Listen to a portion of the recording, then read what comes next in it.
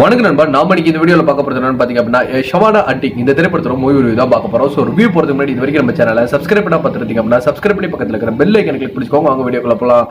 இந்த படத்தோட ஒரு ஒன்லைன் என்னன்னு பாத்துக்கிறதுக்கு முன்னாடி இந்த படத்தோட ஸ்டோரி வந்து பாத்தீங்க அப்படின்னா ரியல் ஆர் இன்ஸ்பைர்ட் பை ஒரு ரியல் இன்சிடென்ட் வந்துட்டு போட்டிருந்தாங்க. அது கேட்கறதுக்கே வந்துட்டு நமக்கு ஒரு சர்ப்ரைசிங்கா இருந்தது. ஒரு உண்மையான ஸ்டோரியை இன்ஸ்பயர் பண்ணி தான் வந்துட்டு நான் எடுத்திருக்கேன் அப்படிங்கிறதுமே வந்துட்டு முன்னாடியே வந்துட்டு சொல்லிடுறாங்க.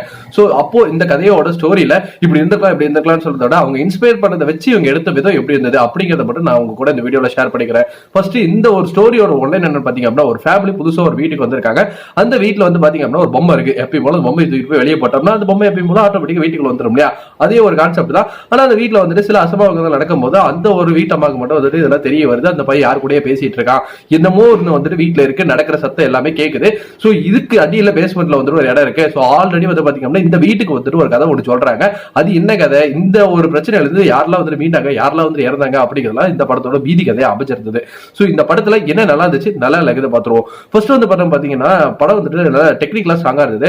வர அந்த ஆர்ஆர் சீக்வன்ஸ் ஆகட்டும், அந்த சவுண்டிங் ஆகட்டும், ரியலா வந்துட்டு நம்ம ஒரு வீட்டுக்குள்ள இருக்கிற மாதிரி ஒரு ஃபீல் வந்துட்டு இந்த ஒரு 1.5 மணி நேரம் நம்ம கொடுத்ததுனே சொல்லலாம். சோ இந்த வீட்டுக்கு நம்ம இருந்தா என்ன நடந்துக்குது அப்படிங்கறத வந்துட்டு ரொம்ப அழகாவே வந்துட்டு எடுத்திருந்தாங்க.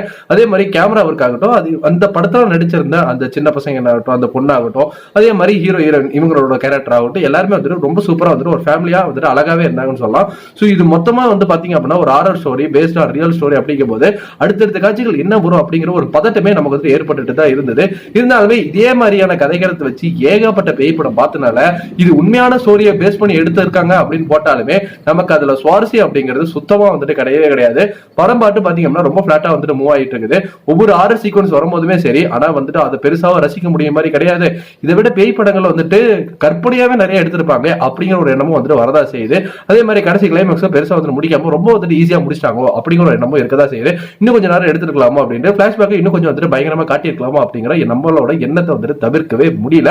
இருந்தாலுமே இந்த படம் வந்து பாத்தீங்க அப்படின்னா 2-3 காட்சிகள் வந்துட்டு அலர்ட் காட்சிகளுமே வந்துட்டு இருக்கு. ஸோ அப்போ 18+ தனியா பார்க்கக்கூடிய படம் தான். கண்டிப்பா நீங்க இந்த ஷவானா அண்டிங் பார்க்கணும் விருப்பப்பட்டீங்க அப்படின்னா இது உங்களோட விருப்பம் தான். எனக்கு பொறுத்த வரைக்கும் ரொம்ப ஒரு சுமாரான ஒரு பேய் படம் பார்த்த ஃபீல் தான் வந்து கொடுத்திருந்தது. ஸோ நீங்க இந்த திரைப்படம் பார்த்துட்டீங்கன்னா உங்களுக்கு எப்படி இருந்தது அப்படிங்கிறது நம்மளோட கமெண்ட் செக்ஷன்ல வந்துட்டு தட்டி விட்டுருங்க. ஃபார் மோர் சினிமா அப்டேட்ஸ் மறக்காம நம்ம சேனலை சப்ஸ்கிரைப் பண்ணி பக்கத்துல இருக்கிற பெல் ஐக்கனை கிளிக் பண்ணிக்கோங்க. தமிழ் டப்பிங் நல்லாவே இருந்துச்சு. நன்றி, வணக்கம்.